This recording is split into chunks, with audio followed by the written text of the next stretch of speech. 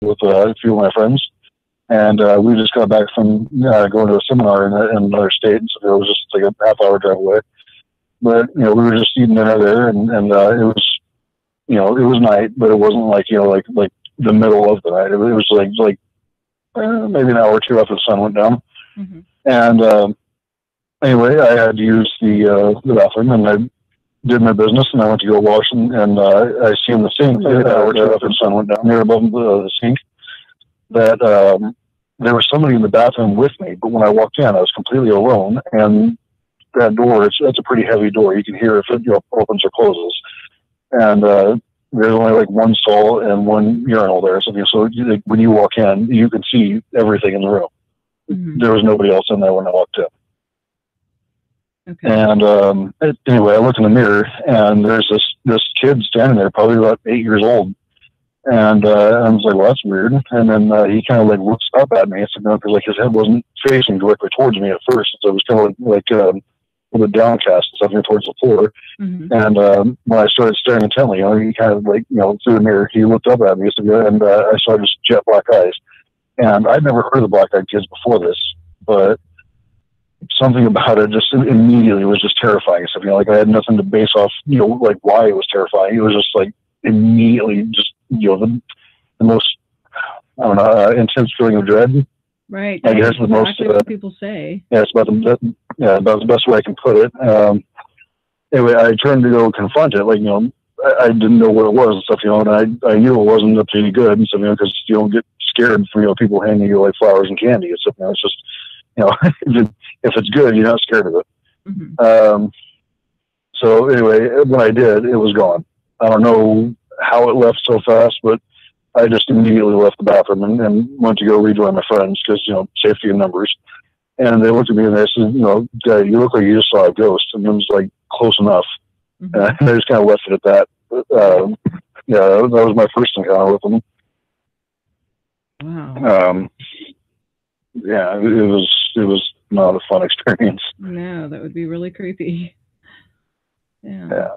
So what happened next? What was that? When was the next time you experienced them? Oh, a few years later, actually. It was about 2.5, 3 years later. I was staying at a friend of mine's place, and two other of my friends had joined me in going to that friend's place. I'm just going to call her Bob. Mm-hmm. Just not going to name names. But anyway, we were at Bob's place, and I was still living with my parents at the time, and because it was like right after high school. Yeah. And anyway, I called my mom, and I was like, "Well, yeah, I'm going to walk home. It's only like a mile and a half, maybe, and so it shouldn't take more than just about 20, 30 minute walk." Mm-hmm. And I was leaving, so like around 11 at night.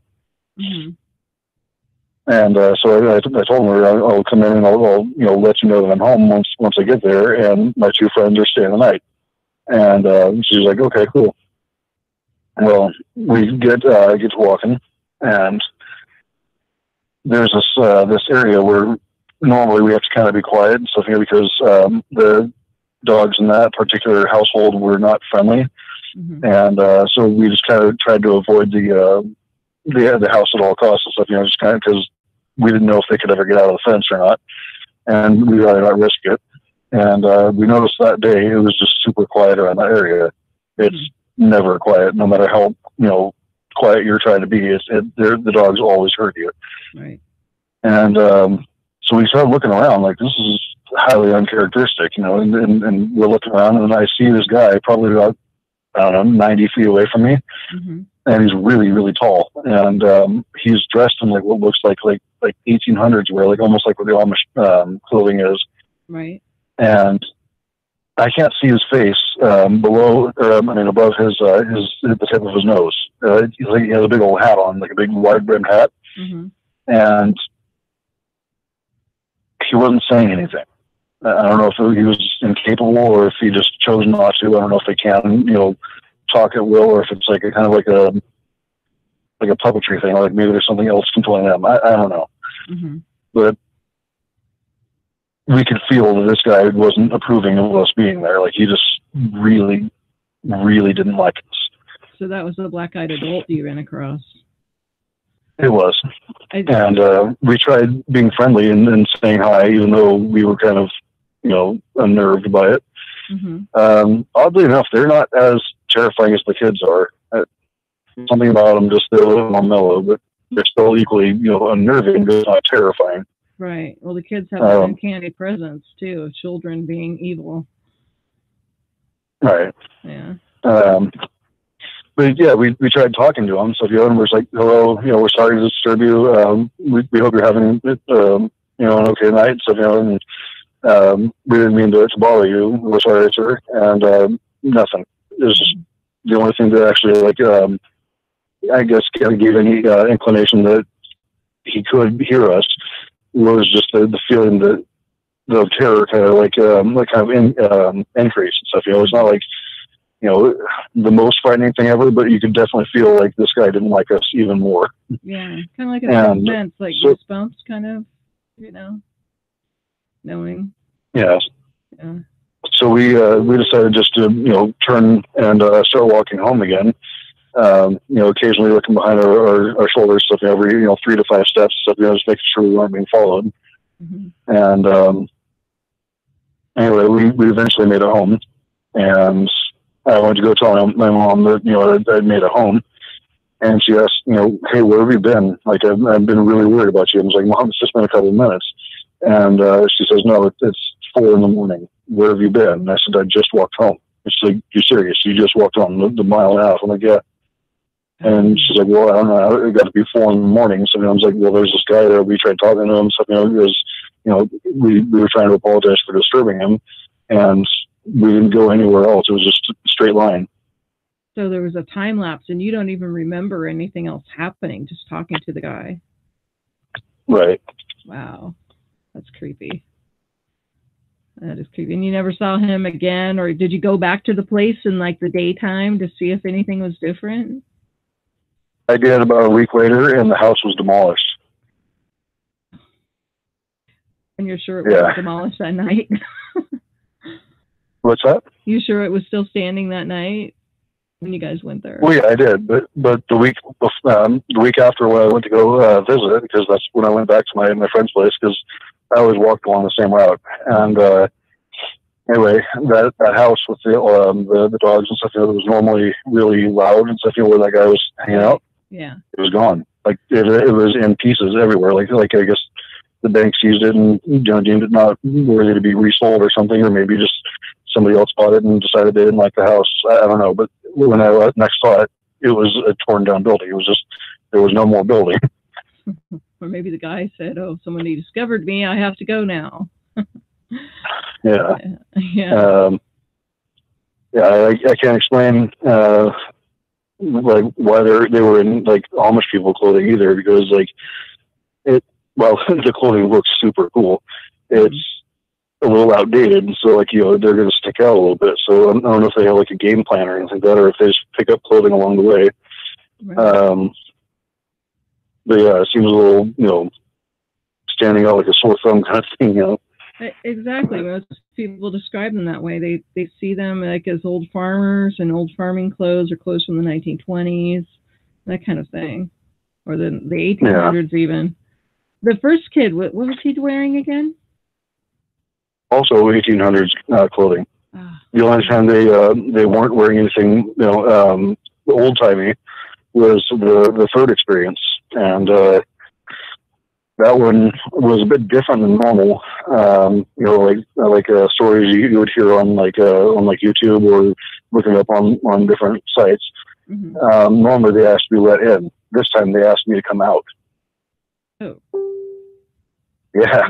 Really? Was it a monotone? Because they always let me in, or let us in to use the phone. Real monotone type of sound. Was it like that? Yeah, it was a very monotone voice and stuff that they were talking to me in. And this time there was 2 of them, and there was one in a blue hoodie, and she, I don't know, I didn't see its face, but they weren't talking. But the one in the red hoodie I did talk to, And I did see his face, and they seemed to be about between probably 14 and 16. Mm-hmm.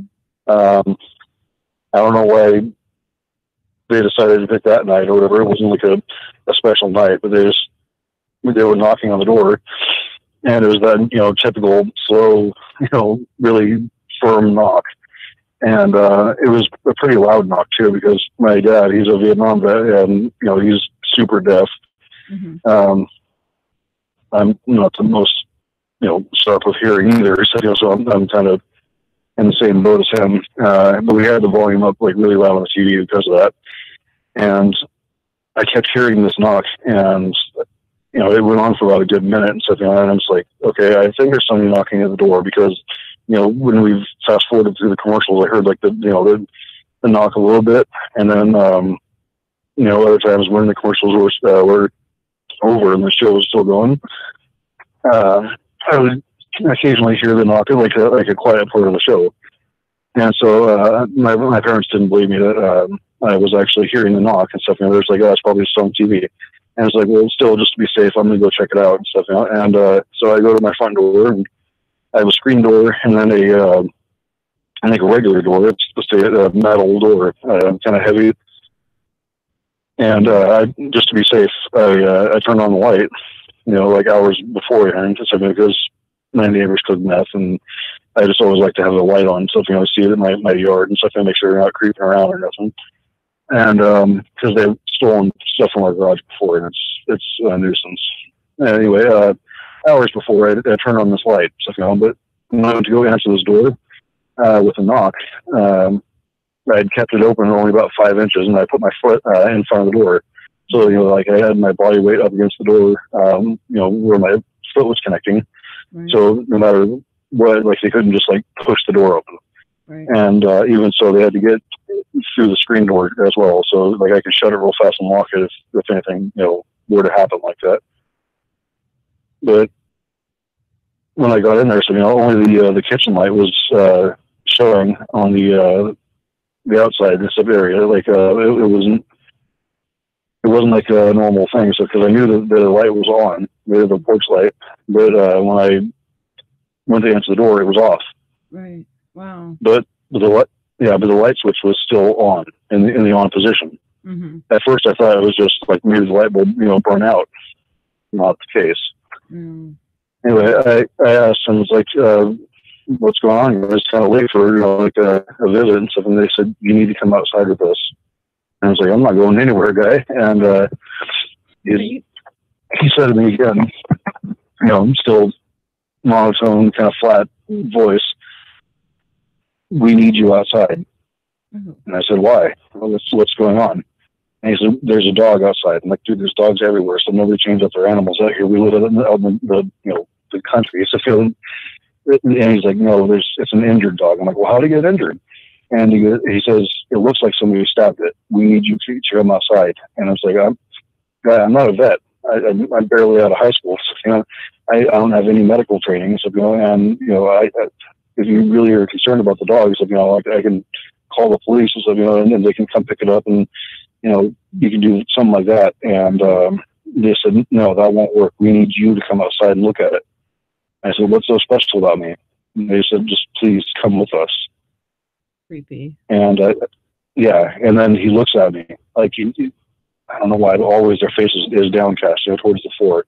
Right. But he looks up at me, and with the kitchen light illuminating, the space that 5 inches can give, I see that he's got jet black eyes, and I was like, oh, it's you guys again. Because at this point, I've kind of grown accustomed to seeing them. Anyway, he just says, you need to come outside. And I said, you need to get off my property. And he's saying the dog looks injured and it's hurt. And we need to take a look at it. It looks like its leg's been cut by somebody. And I said, that's understandable, you'd be concerned about it. But why did you pick me anyway? And he says, well, we've been watching you for a while now, and we know that you have dogs. And it's like, I haven't had dogs in several years. He says, I know, but we figured maybe you had a new one.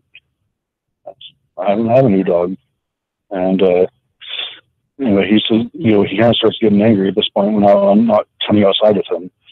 And he says, "You come outside now." And I'm just like, "Guy, if you don't get off my property, I'm going to go get my gun, and you're not going to like me." And he says, "I wouldn't do that." And so I kind of leaned forward towards the screen door a little bit more, look him dead in the eye, and I said, "Try me." At this point, they just kind of stare, and then they look at each other, and then start staring again, and then they just turn and walk away. About maybe, I don't know, 20, 30 seconds after they walked away, my porch light turns back on. Oh, just all by itself. Creepy. Yeah. Like, I was looking intently for them to see if they were off my property, if they took the front way out or just went, on into the field, and I couldn't see them once they left, the 5-inch gap of my doorway. And, I never heard any footsteps either, and it's a solid wood, porch and stuff, and it's going to make noise if somebody walks on it. I couldn't hear any footsteps. When you approached the door, when they were knocking on it at first, did you feel anything before you were going to reach for it? Like a feeling that you had before? Kind of a little bit of worried sensation, kind of like why am I doing this kind of thing? And that was kind of a bit about the best way I can describe it, really. It was kind of worried, Right. And once I opened it, so I kind of noticed this weird musty smell, like almost like if you use a towel to clean something up, and then you like hang it out to dry, and it kind of gets that weird moldy, musty smell. Yeah, that's about what I could smell. Just a really overpowering smell of like musty, dampness. And I don't know if it's their clothes or just something they exude just being them, but I've noticed it on the first occasion too. It was a weird, damp, musty smell. And occasionally throughout the stories I've heard, people say they have a really bad odor about them. Yeah. But how long ago was that third? How long ago was the third experience? The last one? Probably, if I had to guess, I'd say about 2011. Oh, not that long ago. Yeah. Is there a time, like how many years apart that it happens, or is that pretty even? Well, I'd never tried to find any discernible pattern. I graduated in 2011. That year was my first encounter. About a year or two after was my second encounter. And then, the next, 2011 was my third one. And so far I haven't had any other encounters with them, but I don't think that they're done. If they're going to take the time to watch anybody for any length of time, they're probably, planning something. Have you moved from that location since then? A couple times. I moved over to Olympia, Washington, the capital of Washington, and stayed there for about 7 months, and couldn't shake this weird, eerie feeling of being watched sometimes, because the forest there was my backyard. Like I just opened the back door, so and just whoosh, forest as far as you can see. So it's pretty awesome. But I kept having this feeling like I was being watched, and I couldn't explain it. Occasionally, I still do. You put cameras and stuff outside or anything to watch out for them? I mean, I'd put cameras out. I don't know, just because for fun. I'm sorry, I didn't quite hear the question. Oh, have you put cameras or anything out to see if you can catch anything strange going on? Like, occasionally I have. Like I bought a trail cam, like you film deer with, or any type of wildlife. And there's only been one time I've ever found somebody that was recorded on there that I didn't know who it was, but it was during the daytime, and they had their hood off. And I'm guessing that they were just some guy who was smoothing out my driveway. Yeah, probably just a normal person that shouldn't be there. Yeah, trespassing. And I've never seen these things in the daytime, so I don't think that's one of them. Right. Well, I mean, it is possible also they don't trigger the camera to go off. If they can turn the light off, they might not trigger the camera. That's very true. I hadn't thought of that. Yeah. Well, those stories were rather creepy and interesting. Yeah. But I appreciate you calling them in. And I'll probably be playing them in about, let's see, the next 2 weeks I have stories. I'm going to try and get a couple more Black Eyed Kids stories and see if I can put them on at the same time. Okay. For an hour-long show. And I really appreciate the call, too. Yeah, well, I appreciate having somebody to talk to about it, because it's kind of rare that somebody actually wants to hear about this stuff. Oh, I love hearing about this stuff. I mean, I wish somebody would figure out what it was and what was going on, because so many people have experienced this and nobody has a clue. All right. So, I have some theories on why they have that weird musty smell. Oh, really? What is that? Well, I figure they're kind of like almost like people, where like if, say, a person and a dog were living in the same household, obviously the dog is going to go first because it doesn't live as long as people do. Mm-hmm. Well, maybe they're like us and stuff, and they age really, really slowly, but slower than us, and they've just been around forever. And as far back as I could find on any online stories, they only appeared in about maybe late 80s, early 90s.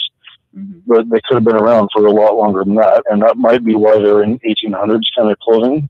Right. And maybe just for years and years and years, they get stuck in the forest somewhere and just stand, and they just get I guess caught up in the elements and stuff. Like the wind, the rain, the snow, mm-hmm. And when the sun dries them out and stuff, it kind of gives that weird musty smell, and they just eventually find their way out of the forest and then keep walking and try and visit somebody. I don't know why they like people so much. Maybe they're eating us. Maybe they're turning us into them. I don't know. But right. I also think that they might if they do think at all, they're not like a bug and stuff, where they're just like kind of trying to get out the window, but they don't know the window is not just an open space. Mm-hmm. They just kind of beat their head up against the wall, bugs do, and maybe that's what they are, kind of like an insect type mind. I don't know, but I think they just gotta go around and if they're going to study us, then they pick up clothing that they find along the ground that's been exposed out in the weather because nobody's come back to claim it. I've gone walking around the river a lot, and I see clothing there all the time. Mm-hmm. I don't know if it's homeless people that leave extra clothing they can't carry in their pack anymore, or if it's just the odd couple, skinny dipping or something like that. And, there's nothing wrong with that. It's just they leave their clothing, and I don't know why. And I'm assuming these things come around and pick it up. Yeah. What do they walk home in? I mean, come on. Maybe they disintegrate, and I don't know. That's kind of scary. Yeah. But I think that's why they smell musty, is because they're always out in the weather. Mm-hmm. Like they can't build a home for themselves. Yeah. Or immune to the cold. But that might be a thing to look into if anybody ever actually finds any of them. You made it out there for a second with the clothes issue to see if they're. Oh, I was saying, if anybody could actually study them, if they ever found a colony of these things, it might be something worthy to take a note of. If they lack engineering skills, like can they build a house, to shield them from the elements, or are they just immune to the cold? Mm-hmm. It'd be a really fascinating subject to study if you could actually, catch them off guard.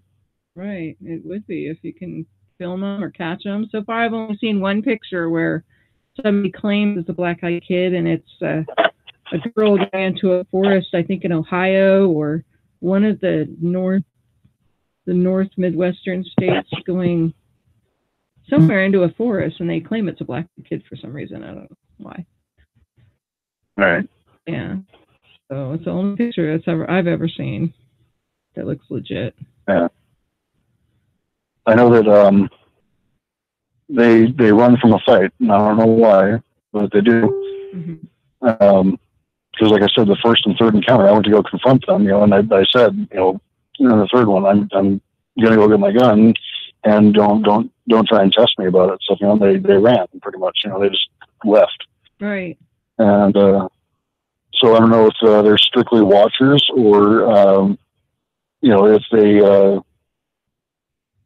they have like some sort of a backup system. But there's one story I heard about a long time ago where this guy was driving somewhere and one of them kind of walked out in the middle of the road. And I don't know if it was a plan thing, like if they meant to do this, but anyway, the guy couldn't stop and swerve away in time. And he ended up hitting one of these things, and it just kind of bounced off the car. And it was obviously injured when the guy got out of the car and looked at it and stuff, but then he saw the eyes and just got back in his car and left.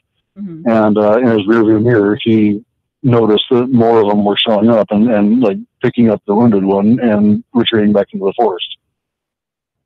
Wow. He didn't call anybody to come out and help them? Or was I don't know. It was somebody told the story online, so I couldn't ask any questions. Oh, okay. Yeah. Yeah. Well, it seems if you let them in the house, you get that overwhelming dread, and you don't want to open the door. But if you do and you let them in the house, then you feel sick for a very long time. It's like all this bad luck comes on you, and you feel sick. And some people say that whoever let them in the house, I don't know if I've heard any stories where anybody has actually died, but they've gotten really ill. I've heard of one story where somebody just disappeared after meeting them. Really? Wow. Yeah. Their spaceship. They never said if they just died, but it's a possibility they take us somewhere. Mm-hmm. That's true. Maybe that's what they're looking for. They're recruiting people. Maybe they're picking up people for experiments or recruiting them. Yeah, or just plain eating them. True. Yeah. Yeah. So yeah, as the story went, this woman was away with one of her friends, and there was a lot of people in between her and her friend. Somehow they ended up being separated in the crowd, and she turns to look back for her friend and sees her near the entrance and sees them talking to two hooded figures, and they look to be like teenagers and stuff, probably between 12 and 15 or something like that. I'm assume I remember the ages properly there because it's been a long time since I heard the story. Mm-hmm. But anyway, she tried calling out to her friend, and then trying to push her way through the crowd. And somebody walked in front of her, and by the time the guy had passed her vision, so her friend was gone. Mm-hmm. Interesting. Did they ever find her friend? Did it say anything about that? No, there's nothing left of her. So there's no drop necklace or no torn clothing or nothing like that. It was just they came and found her something that she did. By the time the guy just walked in front of her, she was gone. Hmm. Interesting. No. That's pretty cool. I mean, not cool, but you know what I mean. Pretty interesting to hear this. It's fascinating. Yeah, it is fascinating. There is one story where some guy said it was from a comic book, and he said he made it up, but then he claims to have started the whole black-eyed kid thing from a 90s, but I think been on since the 80s or 70s.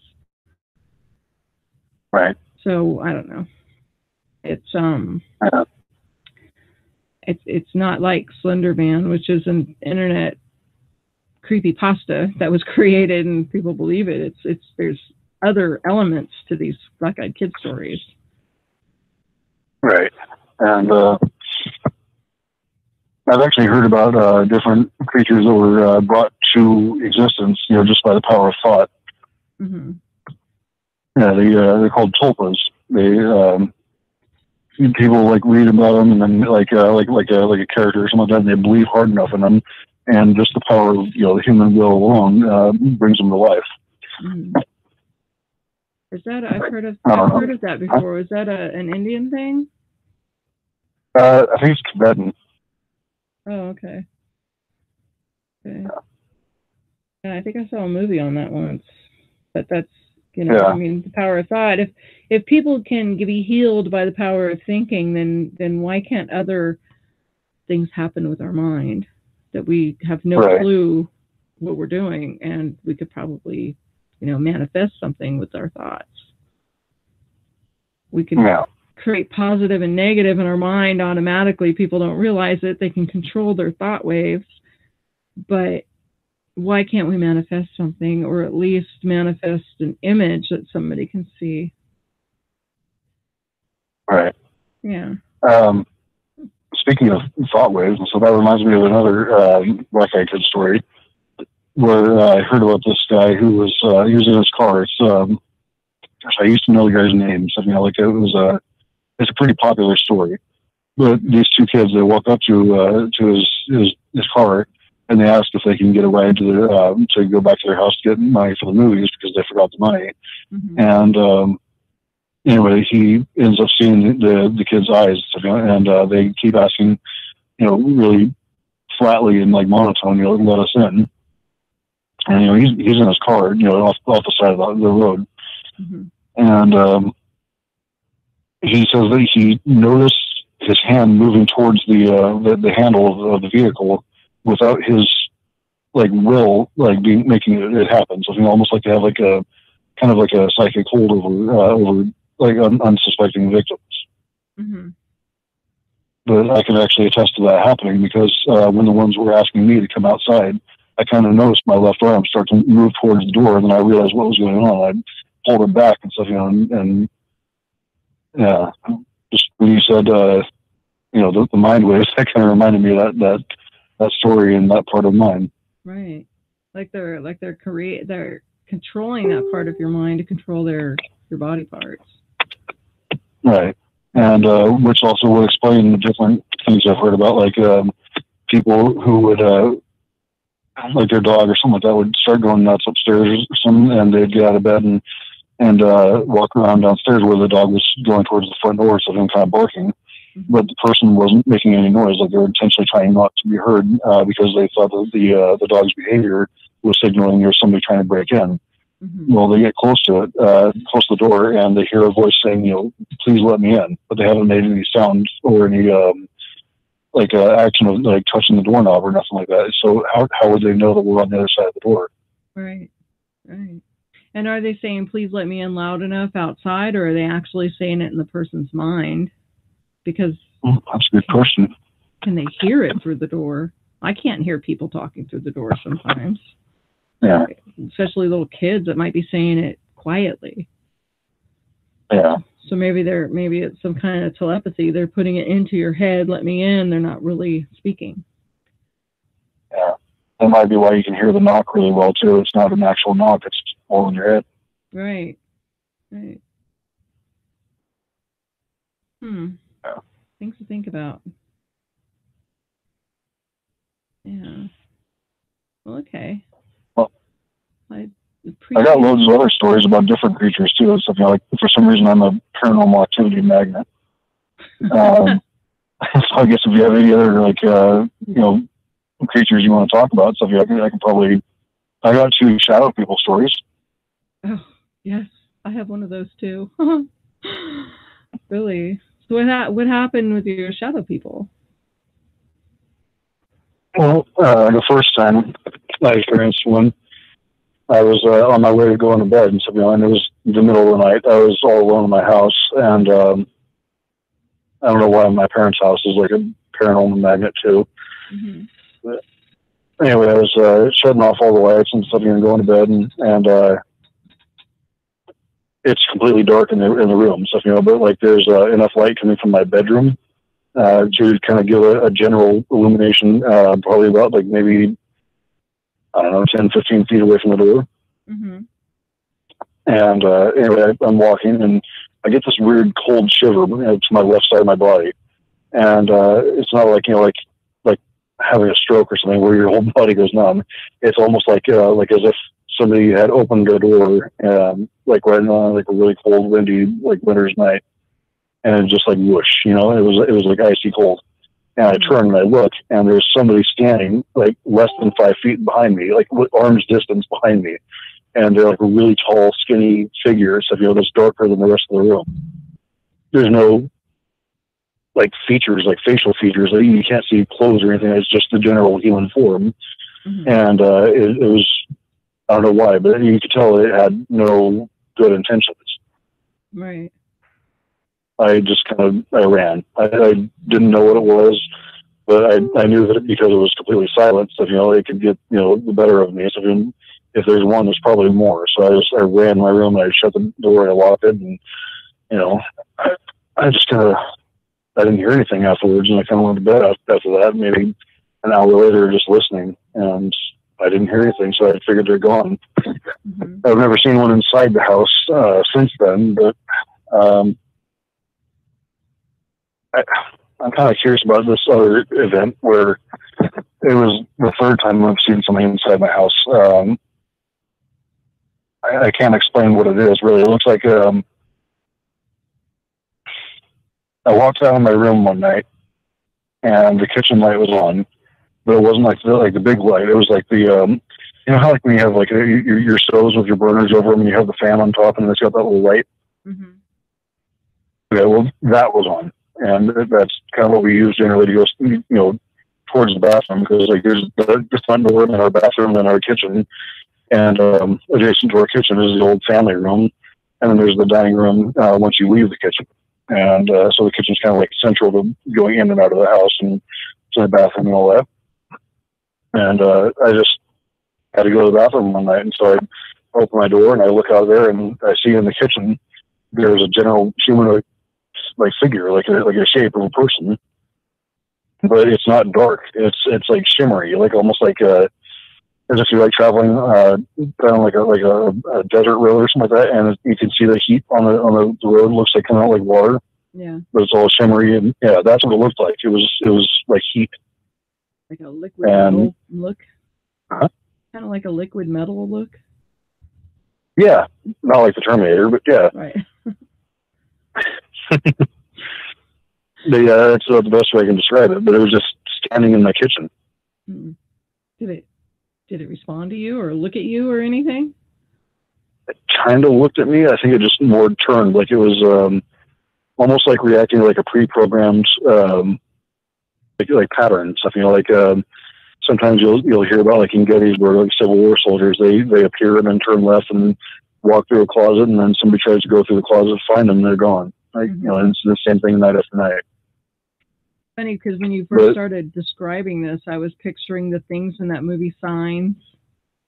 You ever seen that? Oh yeah, the alien things. It's kind of what I pictured. I don't know what it looks like or not, but yeah. Well, it was kind of a tall, skinny, shimmery, kind of like almost see-through kind of thing. Mm-hmm. But I've never seen it before or since in my house. But one time I saw it in a dream a few years before that. Mm-hmm. Right in the same place, and it was creepy. Oh, do you think you manifested that from your dream? From like earlier, we were talking about your thoughts can manifest something? Yeah, maybe. Or maybe he was trying to talk to me in a dream. That's true. That too. I haven't seen it since, so that's probably a good sign. Yeah. The only other time I've experienced something similar to it, like a shadow type person, my ex-girlfriend and I, when we were together, we were coming back home from a different town, and it was about a 30-mile drive or something. And there's like, it's the middle of nowhere between that other town and our town, and there's some streetlights out there, and just every so often, like if you have an exit, and it's like illuminating the sign, and I had turned kind of like this bend in the road where there was a streetlight, and there was nobody there underneath the streetlight when I was turning, and I look at my rear view because I had this weird feeling like somebody was telling me, just look at me. And I look in my rearview mirror, and there's a really tall, slender, skinny, dark, just pitch black figure that stood out from the rest of the night sky. So, and it was just standing underneath the streetlight. Mm-hmm. But it was like in the light, like it was being bathed in the light, but it was still pitch black, just solid black human form. Mm-hmm. Was it like darkness or the absence of light inside of it, kind of thing? Like it was a black hole? Exactly. Yeah. Did it notice you or look at you, walk toward you? I saw it walk as I was moving my eye. I kind of saw it like walk and stop in the middle of the light. And as I looked at it, I can tell it was looking at my vehicle. Mm-hmm. I told my at the time girlfriend about it, and she says, well, that would actually kind of explain something, because I had a creepy feeling going through there, and I heard about a crash that happened in this area last week. Mm. So maybe somebody died, and that's what it was, and they just kind of were looking for anybody to notice them. That's true. It could have been a lost soul. Yeah. Yeah. That's interesting. Sometimes you see the videos where you see a dark figure just going across a road like that. Just there's no explanation for it, and some people call them hoaxes, and some people don't. And you just see a dark figure just cross the road, across the highway, in between the cars, just go through. And I don't know, maybe that is another soul that just got left on the side of the road when there was an accident. Yeah, that could be. Yeah. Shoot, man, I wish I had more of an explanation as to what these things are. Which ones? Nope. Yeah. Well, I don't know. Like, if I could find a way to study them, I'd tell you all about them. But unfortunately, I can't find them at will, and I really regret that, because, like I said, all this stuff is a really fascinating subject, and if you could find answers about it, that'd be awesome. Yeah. Yeah. And then you wonder, well, why don't people have a camera at the time while it's happening, when you might be driving? Or sometimes I've heard stories where the cameras just stop working. They can't take a picture because the phone died at that moment, and they can't do it. Yeah. I don't know. Oh, speaking of electronics dying and whatnot, okay, you know where Portland, Oregon is? Yes. Okay, I'm actually there right now. Mm-hmm. But I was last year. I was taking the Beyond Strange walking tour with my girlfriend at the time. Mm-hmm. Same girlfriend as the one who saw the creature while we were driving. Mm-hmm. But anyway, we had signed up for this tour, so because she had a doctor's appointment and I had a free day off from work. Both that day and the next day. So I'm like, well, we may as well make a day of it and not just go for the doctor and go straight home.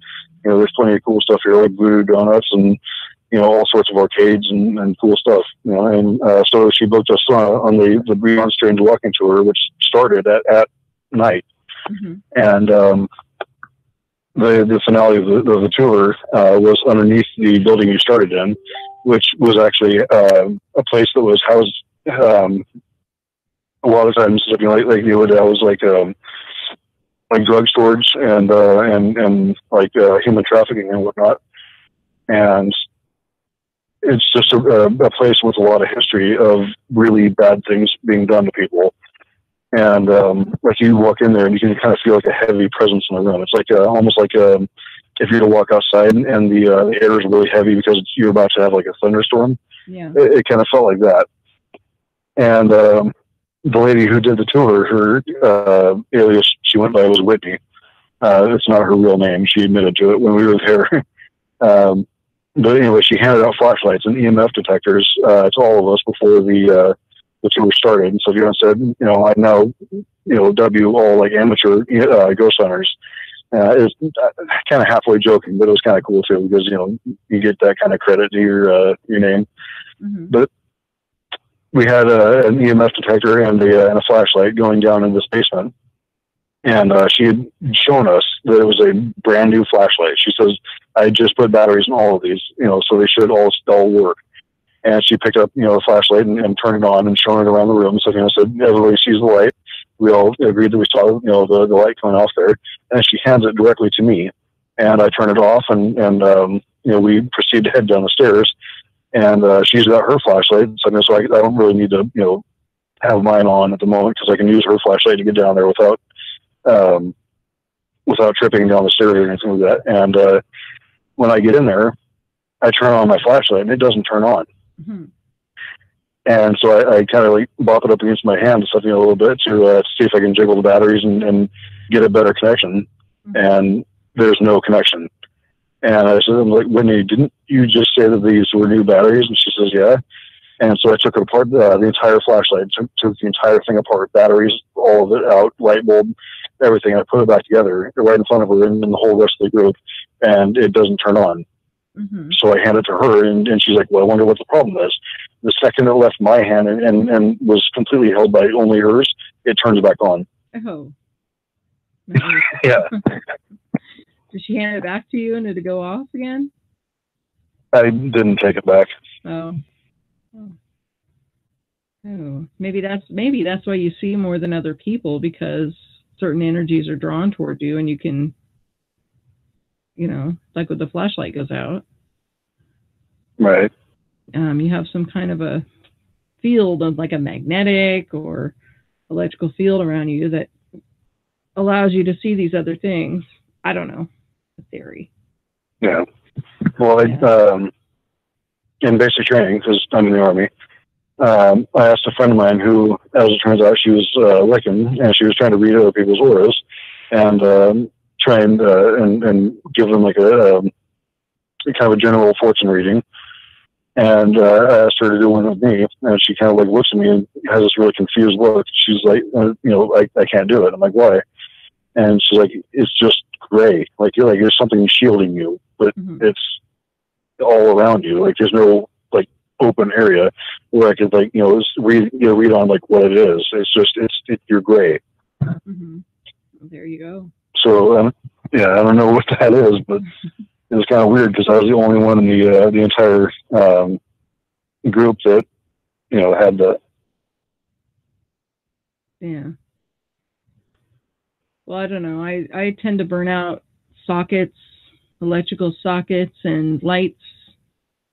Turn off all the time. Not turn off. They break. The regular electrical lights fizz, and then street lights go out when I've looked at them. So I don't know. I think people just have some sort of a thing that it's usually when I'm angry, but yeah. I don't get angry anymore very often, so it hasn't happened in a long time. But it's kind of weird. It really freaked me out for a long time when that was going on. It's like I would look across the street and the street light would go off. I'm like, what is that? And then it would stay off, and next day it would be on, and I would look at it again, and it would go off, and it would be off for a while. But these were at different times during the day and different lights. So, it wasn't like I was looking at a light that was timed. So, right. Yeah. And the sockets, the computer cables to my computers used to just burn out in different places. I couldn't keep them. They would fry the computer and I'd have to replace it. Machinery copiers don't work with me, and I just stay away from technology sometimes. But I think everybody has that kind of a shield or a presence somewhere around them. And maybe like mind powers. I don't know. If I do, I'd like to learn how to use them. Yeah. I suggested to some people before, there's like, well, I don't know, maybe I don't. I'm like, it'd be a lot cooler if you did. I know, it would.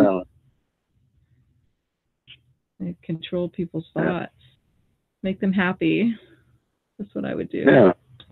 I'd like to thank our guests for coming on tonight. If you're still out there, give us a call back. I want to have people call in their scary stories too, and they could talk to you about your stories. So give us a call back. And those listening who want to tell their scary stories can call 516-453-9150 and tell us your black-eyed kids and shadow people's stories. Well, yeah, and black-eyed adults too. If you've ever seen anything like that, or you have friends who have seen it, go ahead and give me a call. Remember, 516-453-9150. Just a quick note before I take the calls. This show is made possible by the advertisers who are on the show. Also, visit our Patreon at www.patreon.com/SpookyBooScaryStorytime and check it out. You can subscribe to our newsletter. Just do some general chit chat in there. Have some fun. It all starts at $1 a month. You'll love it. The lines are open. Start calling. Yay. Okay. I'm just wondering on my YouTube people here. Can you hear me twice? You shouldn't be able to hear me twice on my blog, Talk Radio, but on YouTube, you might be able to hear me double on this. And I don't know if it's going to work on YouTube or not this way. Just let me know. Just say something in the chat. Anyway, the lines are open. You can give me a call at 516-453-9150 and tell me your Black-Eyed Kids story. Oh, thank you, Black-Eyed Shorty. I really appreciate that. You know what? If you have Twitter, maybe tell people they can call in their Black-Eyed Kids stories. I don't know. I'm going to tell them. I think most of my Twitter friends, people on Twitter, call in your Black-Eyed Kid stories. I think most of the people on Twitter are on my Twitter are on YouTube.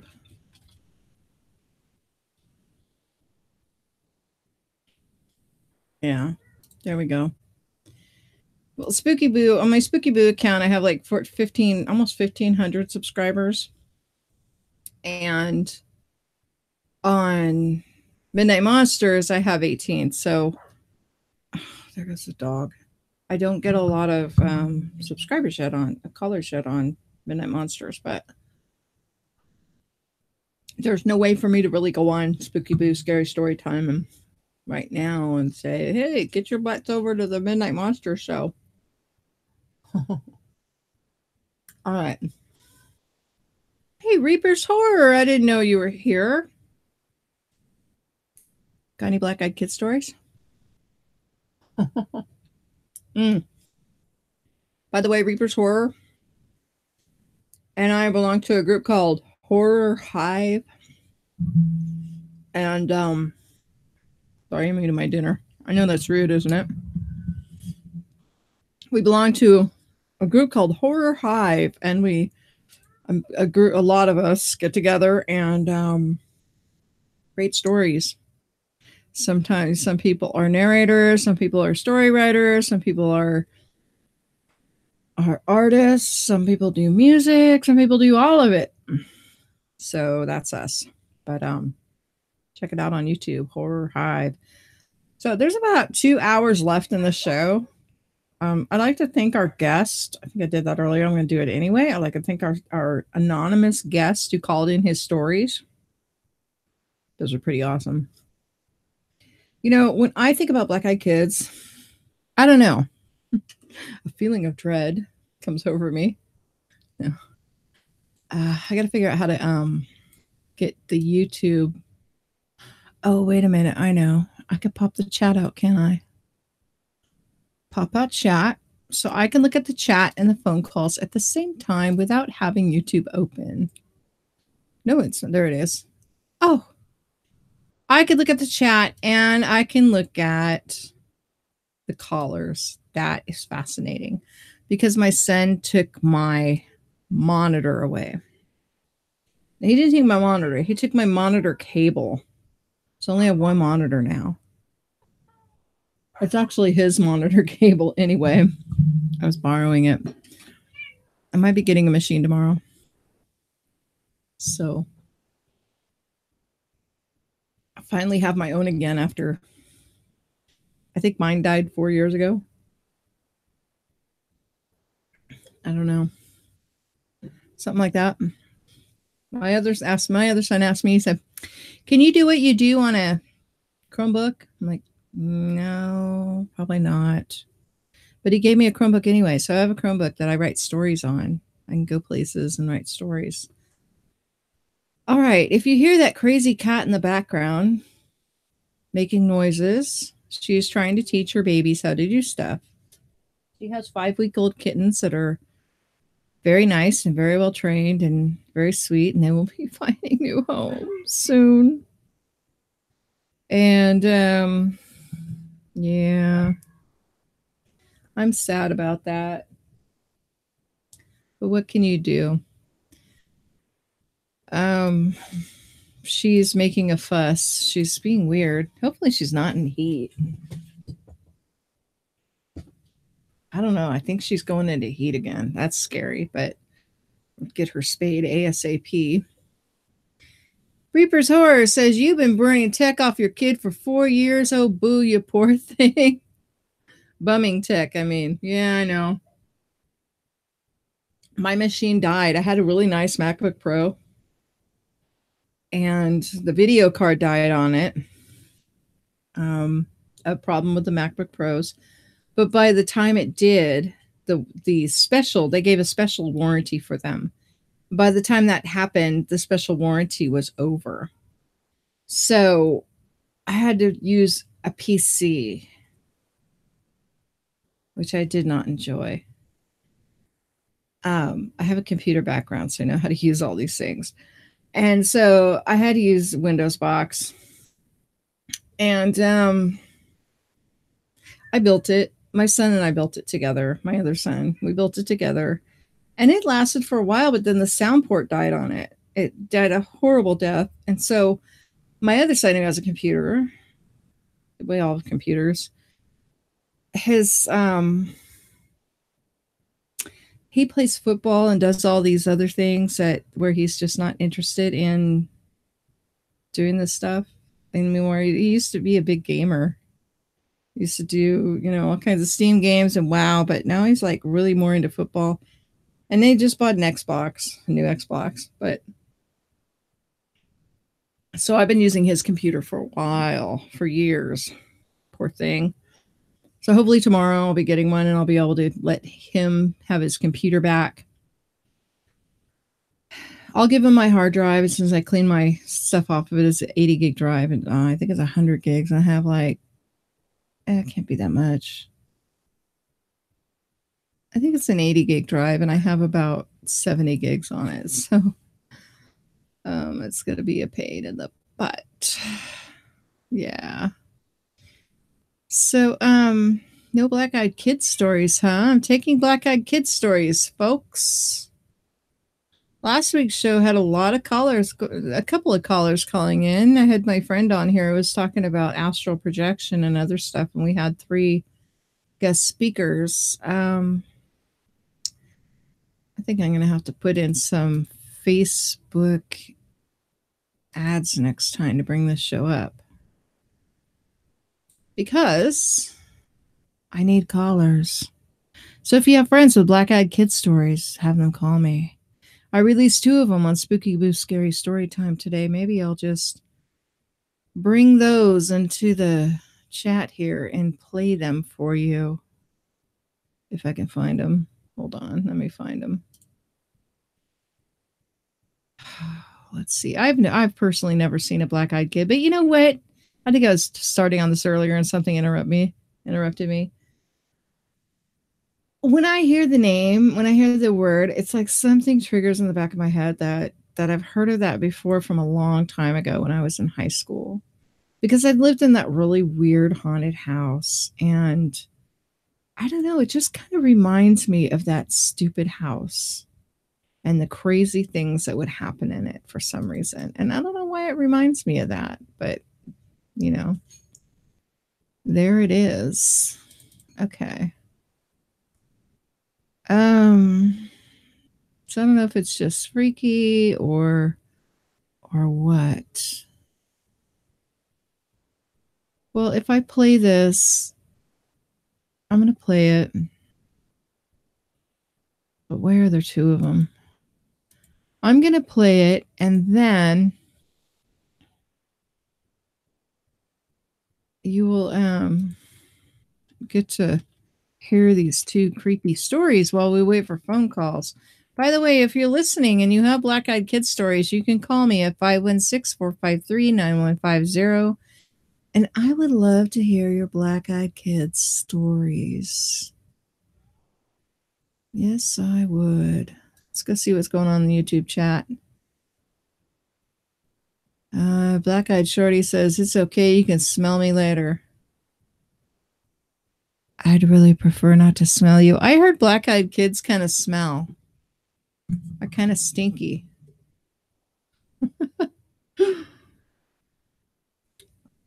They have an odor to them. Reaper's Horror. Who smells delicious, Reaper's Horror? Black-eyed Shorty. So it's still uploading. So if you're on the Spooky Boo Scary Story Time, you've probably heard these stories. Some people consider them true. They're creepypastas, so they may or may not be true. I don't know. Usually creepypastas are just freaky things that people write up, but sometimes they have a true element to them, and they might be true. I don't know.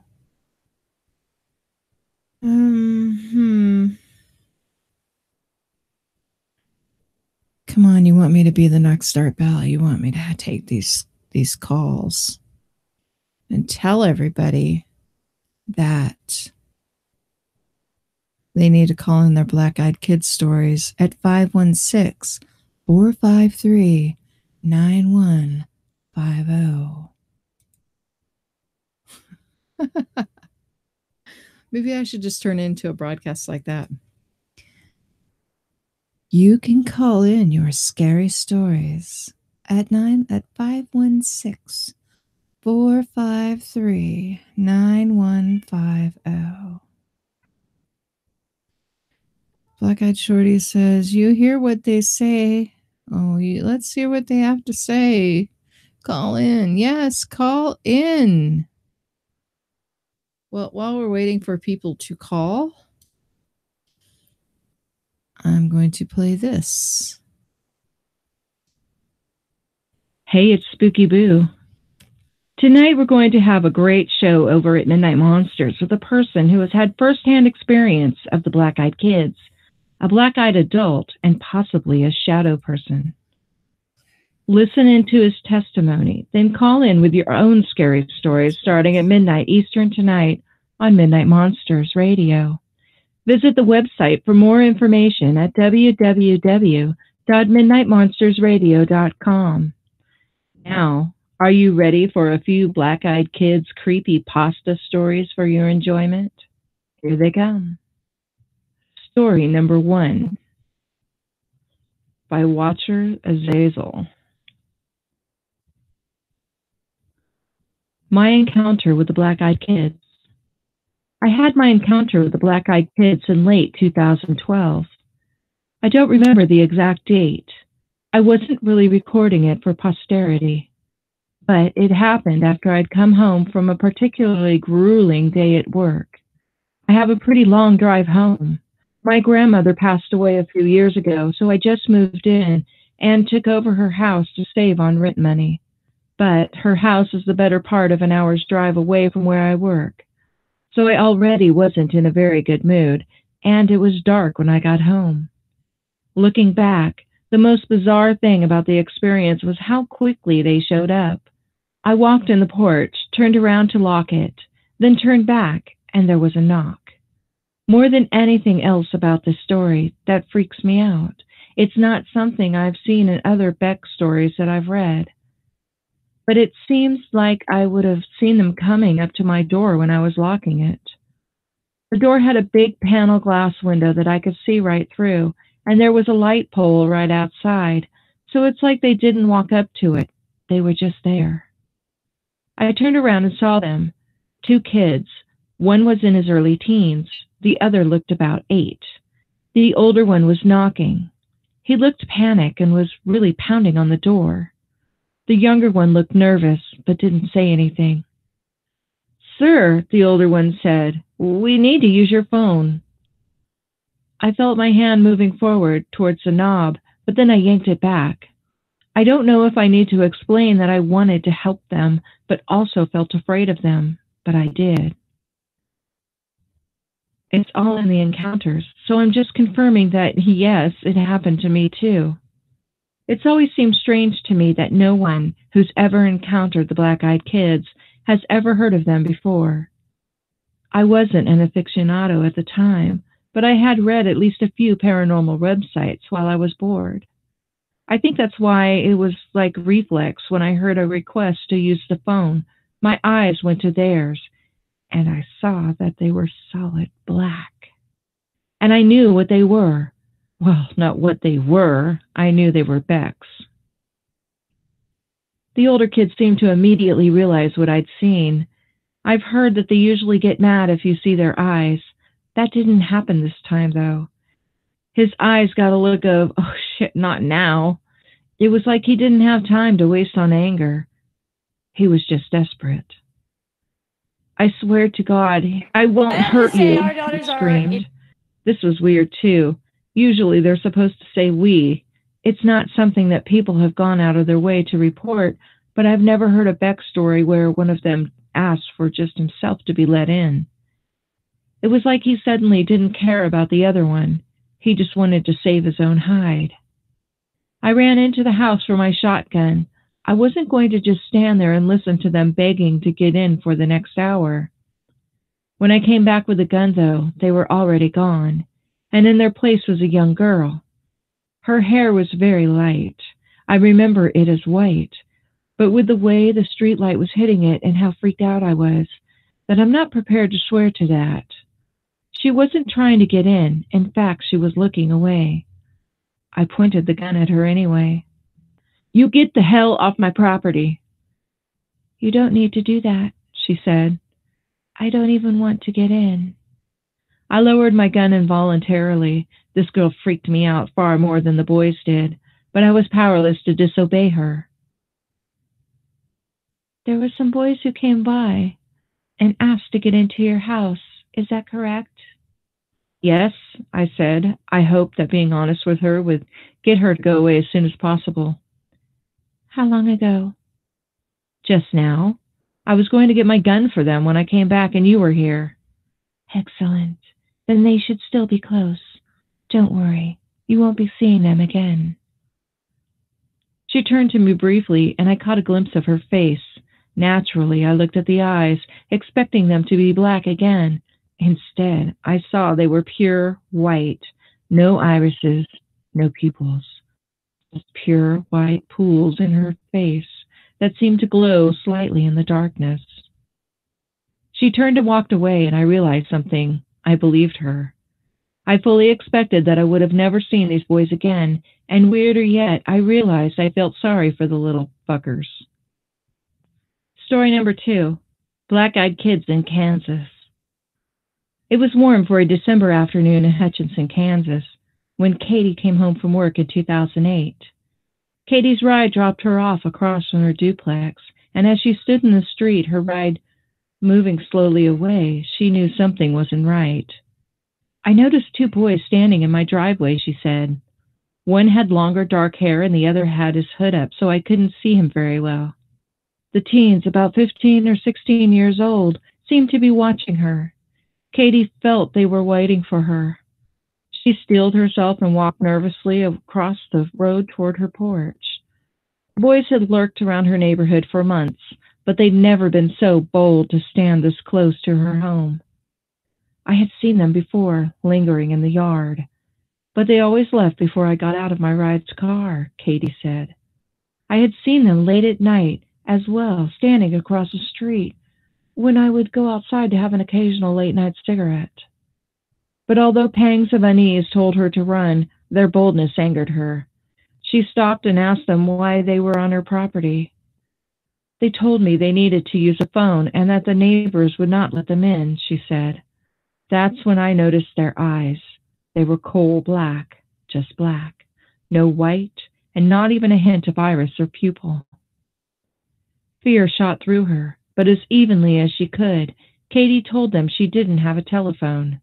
Katie walked up her porch steps and began to unlock her door when the boy in the hood spoke. He asked if they could come in for a glass of water, she said. I turned to look at them again, thinking that maybe my mind was playing tricks, but no. When I turned and looked into their eyes, they were pitch black as the first time. These children with dead black eyes had spoken softly to her, emotion and vocal inflection absent from their words. As she looked at these boys, whose long hair and hooded sweatshirt she felt hid more than skin. She knew she had to get away. I felt panicked and fearful, but also very vulnerable and cold, she said. It was like I wanted to let them in, but I knew there was evil present. I had felt uneasy before seeing their eyes, but now it all came out. Then one boy said something that turned her fear into complete horror. The hooded one then told me they couldn't come in unless I told them it was okay, and that they hoped I would because they were thirsty, Katie said. I opened my door and darted inside. At this point, I shut the door and locked it. She dropped onto the couch, her breaths coming in short, heavy gasps, when something tapped on the window behind her head. One of the boys stood there staring through the glass, Katie said. I remember his words very clearly. Just let us in, miss. We aren't dangerous. We don't have anything to hurt you with. I was beyond frightened at this point. Katie jumped off the couch and ran through the duplex, checking doors and windows to make sure they were locked. I did wonder if they really couldn't come in unless invited, but I didn't want to find out, she said. I sat in the living room silently, waiting for a sign that they had gone. When her boyfriend came home a short time later, the black-eyed teens were still at the house. He asked if I knew who the two boys outside were, and I said no, Katie said. He told me they had been standing in the driveway when he pulled up, but walked away when he stepped out of the car. He didn't notice the boys' eyes, but they gave him a strange feeling. Katie later asked her neighbors if the black-eyed children had asked to use their telephone like they had claimed. The neighbors noticed the teens standing in Katie's driveway, but never spoke with them. Although it's been more than a year since Katie turned the black-eyed children from her door, she knows they're still around. I still see them every now and then, standing across the street, watching, she said, but they have not approached me again. So I hope you enjoyed those two black-eyed kid creepypasta stories that can be found on creepypasta.wikia.com. The links are in the description. Just be sure to head on over to Midnight Monsters tonight, where you can hear the true scary story in his own words about the black-eyed kids. It's MidnightMonstersRadio.com, and you can call in after the show if you have any experiences and tell us about them. Okay, so those are the Black Eyed Kids experiences. They were creepypastas because I don't have any other stories to tell. I could go on Reddit and tell stories, but these you need to have permission to tell. Although, let's try this. Might have a Black Eyed Kids story in here. Of course, you can always call and I'll answer the phone and you can tell your Black Eyed Kids story over the phone.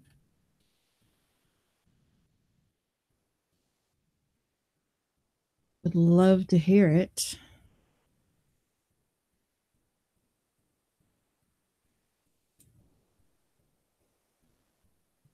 Oh, there's not. I'm in that subreddit. Oh, well. Oh, well. Life goes on. I guess maybe I'll cut the show short. Cut the show short tonight.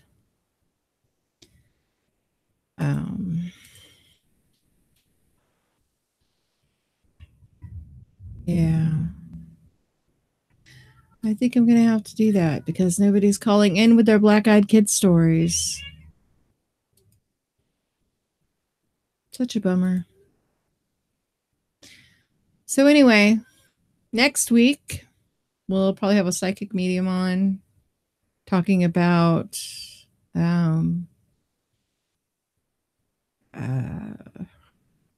psychic stuff.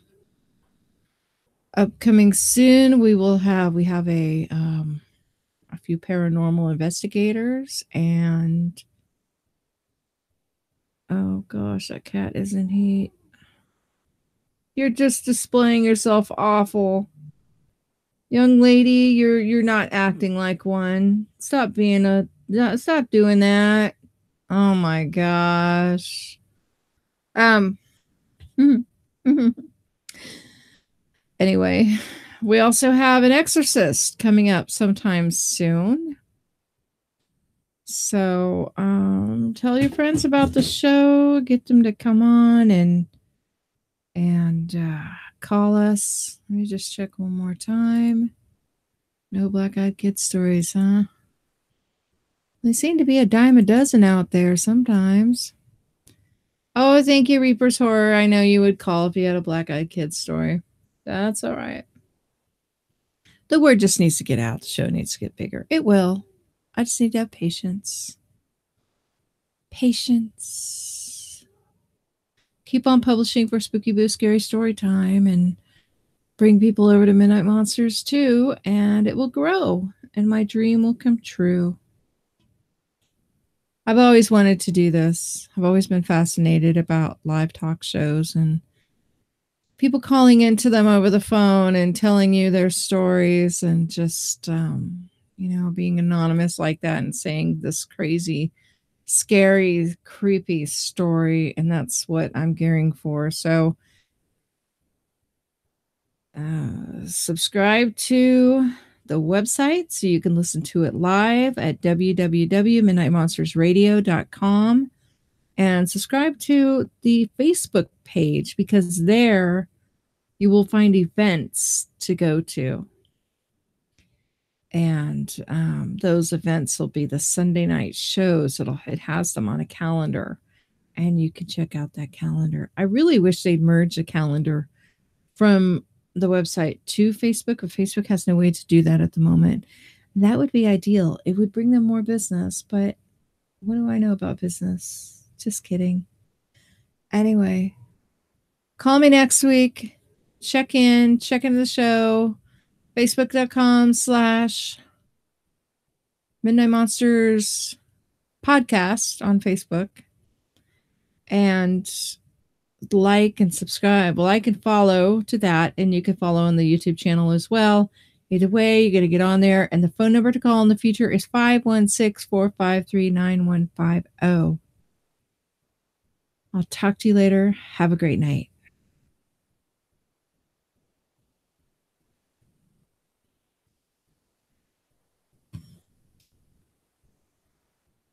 Thank you for using Blog Talk Radio. Goodbye.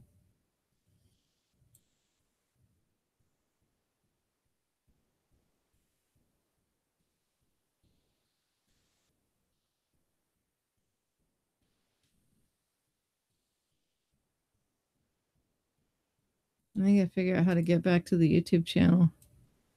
There are all of these windows. Oh no. I think I closed the Hangouts. What? No, I didn't. Goodbye, YouTube. Good night. Thanks for tuning in. See you next week.